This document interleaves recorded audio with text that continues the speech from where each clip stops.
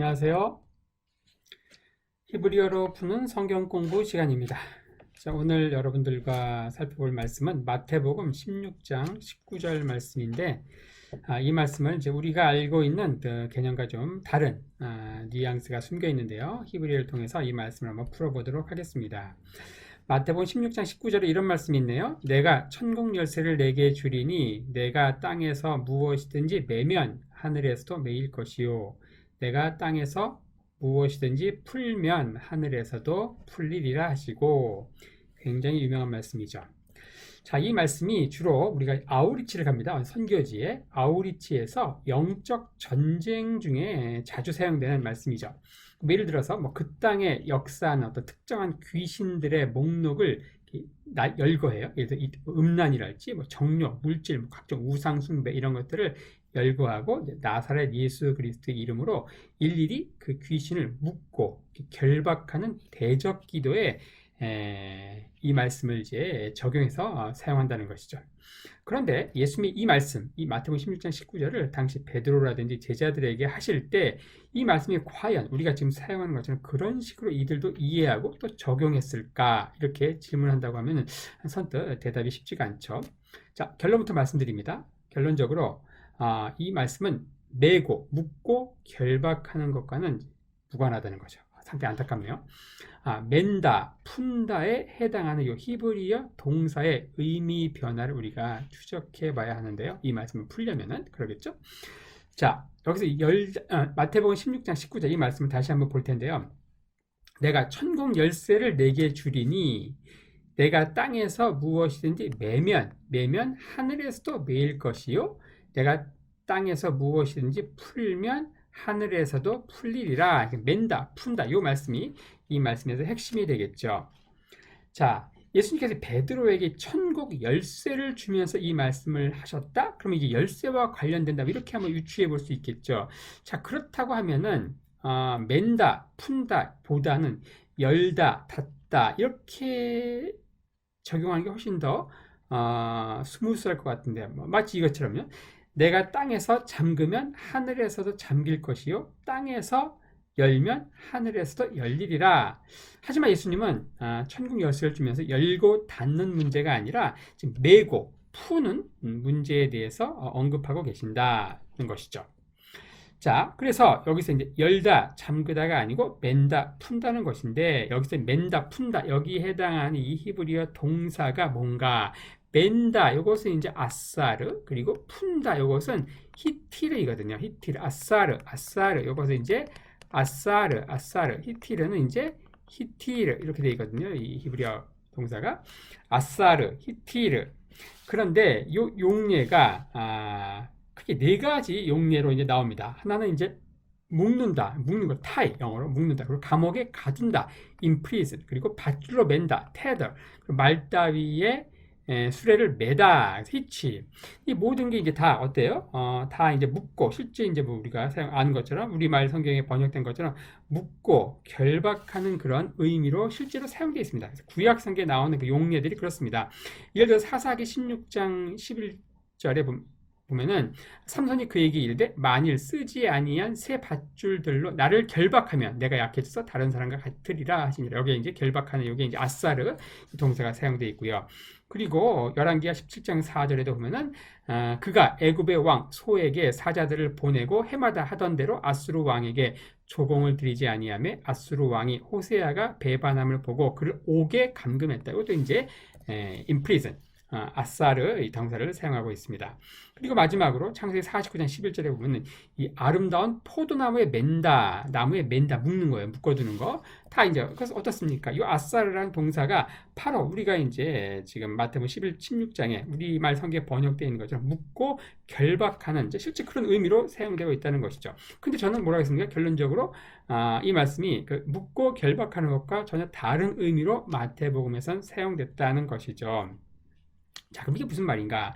이 맨다, 푼다 이 말은 금지하다, 허락하다 이렇게 번역을 해야 된다는 것인데, 자, 마태복음 16장 19절 말씀을 하실 때의 의미는 앞에 이 구약 성경에서 사용된 그 네 가지 용례에 전혀 해당되지 않는다.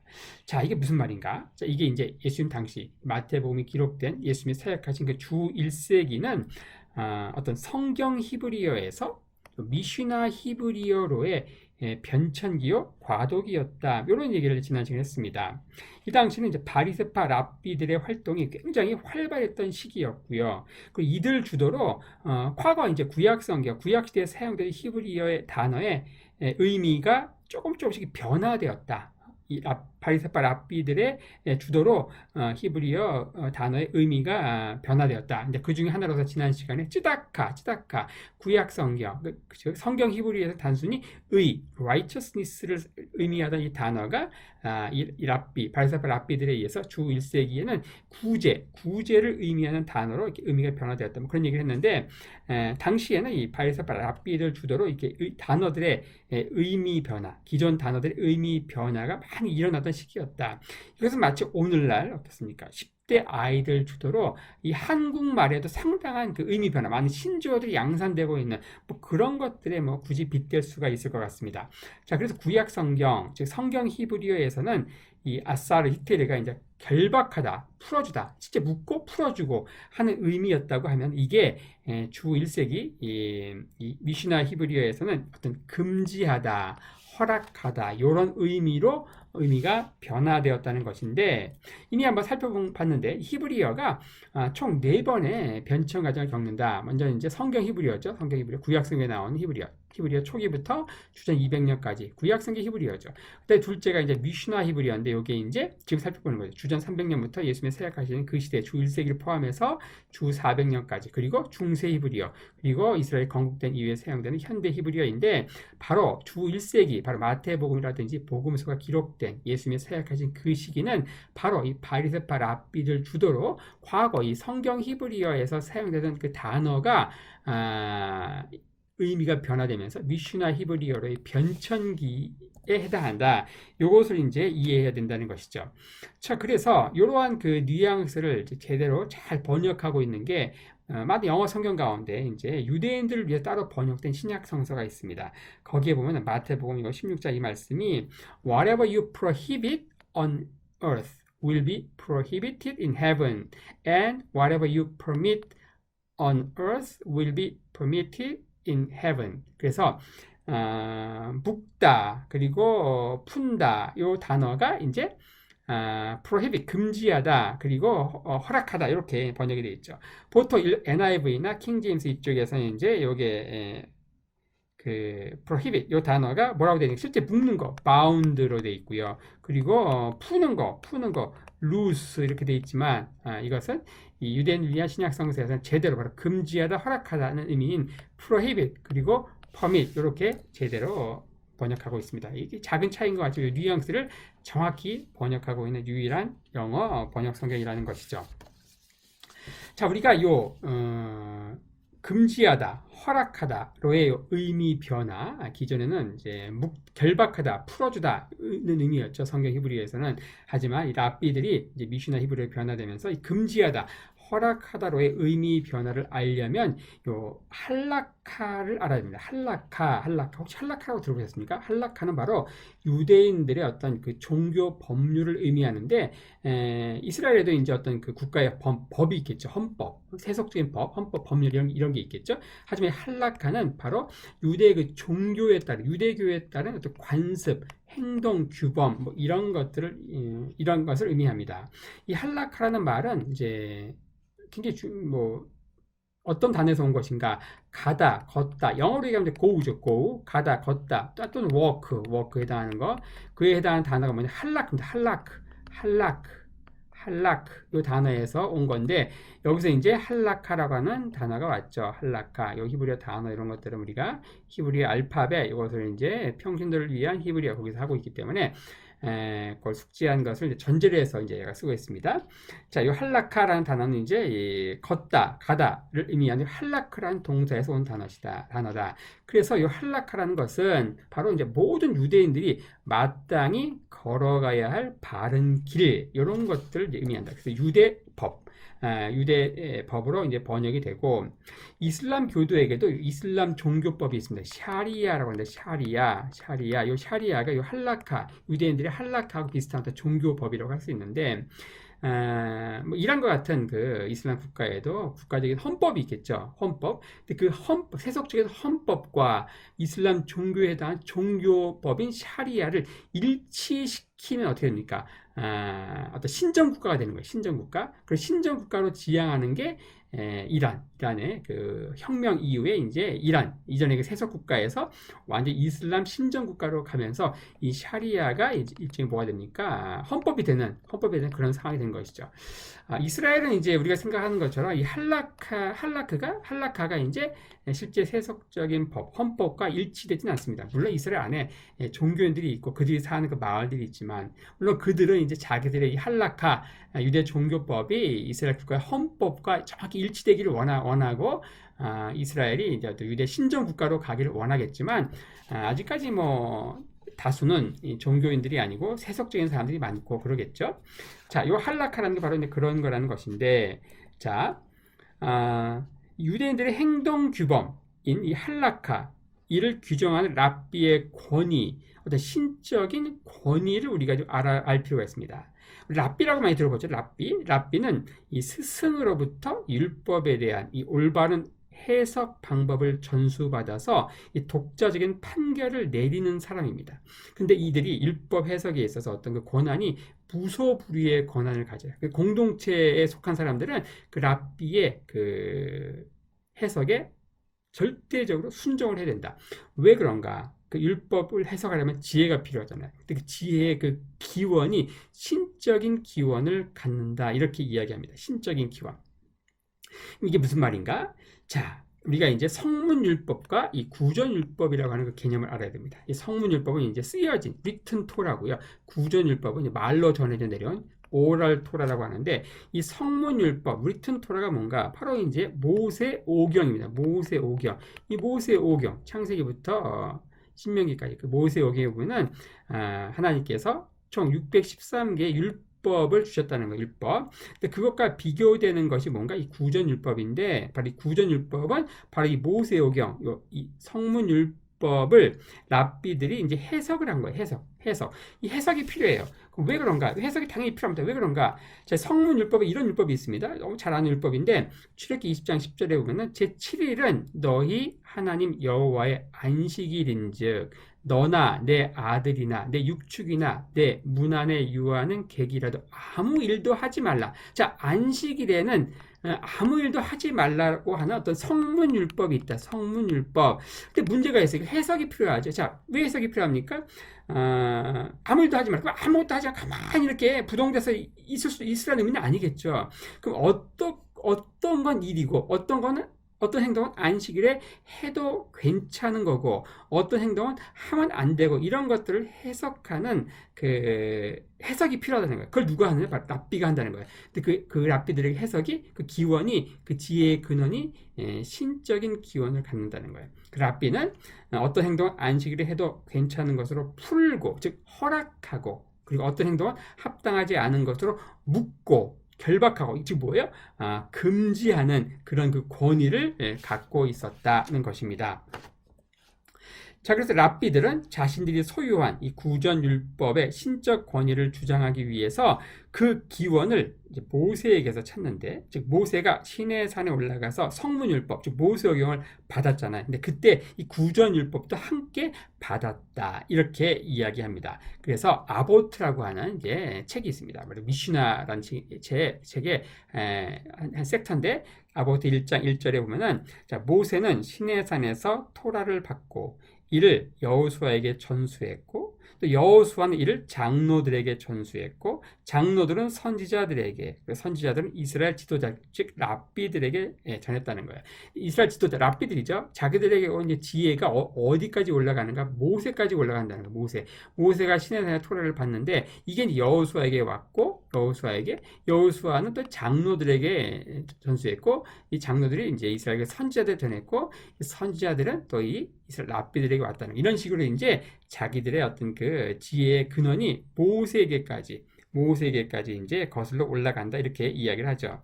그리고 랍비들의 어떤 이 지혜의 전승, 이제 제자들에게 이 지혜를 전하는 시간이 항상 밤에 은밀하게 신비한 상황에서 전해졌다고 하는데, 자, 그래서 이 니고데모가 예수님을 찾아온 시간도 어떻습니까? 바로 밤에 찾아왔다는 거죠. 니고데모가 바로 예수님을 랍비로 이해했고, 그리고 예수님께 어떤 그런 지혜를 이제 전수받기 위해서 밤에 찾아왔다, 이렇게 이해한다는 것입니다. 우리는 흔히 이제 밤을 이제 뭐 요한복음에서 밤은 어두움을 상징하고 이런 식으로 이야기하지만 약간 좀 다른 해석이긴 하죠. 자, 어찌됐든 이런 식으로 하면서 요 할라카, 바로 유대인들의 행동규범을 정하는 그 종교법이 있는데, 그걸 정하는 그 권위자가 누구였는가? 바로 랍비였다. 그 랍비들은 그걸 모세를 통해서 하나님 주신 그 성문율법을 해석하는 그 지혜의 근원이 바로 어디까지 올라가는가? 바로 모세까지 올라가는 어떤 신적인 권위를 가지고 있다는 것이죠. 이렇게 랍비들은 어떤 신적인 권위를 가지고 공동체를 위한 이 행동 규범을 정하는데, 이 랍비의 판결은 유대인들을 영원히 매기도 하고 풀기도 하는, 즉 어떤 행동은 해도 돼, 허락하고, 어떤 행동은 절대 하면 안 돼, 금지하는, 이런 그 무소불위의 권위가 있었다는 겁니다. 자, 이를 볼 때, 자, 저기 이제 랍비 베드로의 메고 푸는 권세. 자, 우리가 살펴본 마태복음 16장 19절 이 말씀을 이제 볼 텐데요. 자, 예수님도 어때요? 천국으로 불리는 이 공동체를 이끄는 랍비로 인식되셨다. 당시 각계각층의 사람들이 예수님을 찾아와서 랍비여 이렇게 부르잖아요. 바로 예수님도 바로 그 자신들의 어떤 그 하나님의 나라, 즉 천국으로 불리는 이 공동체를 이끄는 랍비로 인식되셨다. 그리고 지금 우리가 살펴보는 마태복음 16장 19절 이 말씀은 예수님께서 이제 가이사랴 빌립보에서 십자가의 죽음을 예고하던 상황에서 주어진 말씀이죠. 예수님이 이제 예루살렘 가셔서 장로들에게 이제 또 넘겨져서 십자가에 죽으시는 이런 상황들을 예언하시는 거죠. 조만간 돌아가시는 거예요. 그런 상황에서 예수님은 자신이 가고 나서 차기 리더로 누굴 지목하셨는가? 베드로를 지목하신 거예요. 그리고 이 베드로가 이제 예수님 떠난 이후에 이 천국으로 불리는 이 공동체를 이끌 리더가 되는 건데, 이 공동체 리더로서 가장 큰 역할은 뭔가? 바로 이 토라, 이 성문율법인 토라에 대한 최종적인 해석과 그에 대한 그 인준을 하는 것이죠. 그래서 때론 예수님이 제시하신 그 규범 안에서 판례를 찾을 수 있겠지만 또 전혀 새로운 상황에 직면할 수도 있겠죠. 이때 베드로는 자신에게 주어진 권위를 가지고 묻고 푸는, 즉 어떤 행동을 해도 된다, 허락하고 어떤 행동을 하면 안 돼, 금지하는 그 결정을 해야 한다는 겁니다. 혹여 자신이 잘못된 결정을 할까봐 우유부단해질 필요가 없다. 왜냐? 이 묻고 풀 수 있는 최종적인 권위에 대한 징표로 열쇠가 주어졌다는 것이죠. 이 열쇠는 열고 닫는 도구가 아니라 어떤 권위의 상징으로 주어진 것인데, 이사야서 22장 22절에 보면 열쇠가 어떤 권위의 상징으로 주어진 예로 언급되어 있습니다. 내가 또 다윗의 집의 열쇠를 그의 어깨에 두리니 그가 열면 닫을 자가 없겠고 닫으면 열 자가 없으리라, 이렇게 언급되어 있죠. 어떤 권위의 상징으로 열쇠를 주고, 이뿐 아니라 베드로가 땅에서 맨 것, 땅에서 금지한 것을 하늘에서도 메고 금지하고, 또 땅에서 푼 것, 땅에서 허락한 것을 하늘에서도 풀겠다, 허락하겠다고 예수님 말씀하십니다. 자, 이 말씀은 뭐냐? 바로 당시 랍비들이 주장하던 이 지혜의 어떤 신적인 권위를 베드로에게 부여해 주신 것으로 이해할 수 있죠. 유명한 사도행전 15장 말씀에 보면은 이 베드로가 예수님이 주신 이 신적인 이 권위를 가지고 어떤 묻고 푸는, 즉 금지하고 허락하는 어떤 최종적인 결정을 내리는 상황을 이제 보게 되죠. 바로 이 예루살렘 공의회로 이제 불리는 이 회의에서, 자, 어떻습니까? 당시에는 어떤 3차에 걸친 사도 바울의 전도 여행으로 인해서 이 천국으로 불리는 예수 공동체에 이방인들이 가입하는 문제로 예수 공동체는 자칫 두 동강으로 갈라질 위기에 직면했다. 이때 이 회의를 이제 주재하던 의장인 야고보는 이 베드로의 결정을 기초로 이방인 성도들이 예수 공동체, 이 천국 공동체로 들어온 것을 이제 허락하고 푸는 어떤 네 가지 행위를 예수 공동체에 들어온 것을 허락하죠. 그리고 네 가지 행위는 절대 하면 안 된다. 금지하는 어떤 선언문을 낭독하는데 그게 그 유명한 이제 사도행전 15장 19절 20절 말씀입니다. 그 네 가지가 뭡니까? 바로 그러므로 내 의견에는 이방인 중에서 하나님께로 돌아오는 자들을 괴롭게 하지 말고 이게 허락하는 거예요. 이방인들도 이제 이 천국 공동체에 들어올 수 있다고 허락하는 것이죠. 바로 푸는 것이죠. 푸는 거예요. 그리고 다만 네 가지 우상의 더러운 것, 그다음에 음행, 그리고 목매어 죽인 것, 피를 멀리하라. 이 네 가지는 어때요? 바로 이제 묶는 거죠. 금지하는 것이죠. 이렇게 이제 바로 베드로가 굉장히 중요한 이런 상황에서 어떤 행동은 해도 돼. 허락하고 어떤 행동을 하면 안 돼. 바로 금지하는 이제 이런 그 최종적인 그 권위자로 언급되어 있는 것을 이제 보게 되는데, 자 이것처럼 이제 우리가 앞서 살펴봤던 마태복음에 나오는 땅에서 매면 하늘에서도 매이고 땅에서 풀면 하늘에서도 풀린다. 이것은 실제 맨다, 푼다, 뭐 결박한다, 푼다 이러한 의미가 아니고 물론 이제 구약 성경 히브리에서는 그런 의미로 사용됐다는 것이죠. 하지만 1세기 당시 이 랍비들의 용어에서 이게 의미가 변화되어서 기존의 성경 히브리어에서 바로 미슈나 히브리어로 의미가 변화되면서 어떤 허락하다, 금지하다 라는 의미로 의미로 이제 사용하셨다는 것이죠. 그래서 묻고 결박하는 것과는 전혀 상관이 없다. 이렇게 이해하시면 되겠습니다. 이렇게 해서 오늘은 마태복음 16장 19절 예수님께서 가이사랴 빌립보에서 베드로를 차기 공동체 리더로 세우시면서 그에게 이런 그 공동체를 이끌 그리고 이 베드로가 이 공동체의 어떤 행동 규범을 이제 정하는 허락하고 금지하는 그 권한을 주신 이런 사항들을 한번 같이 살펴보았습니다.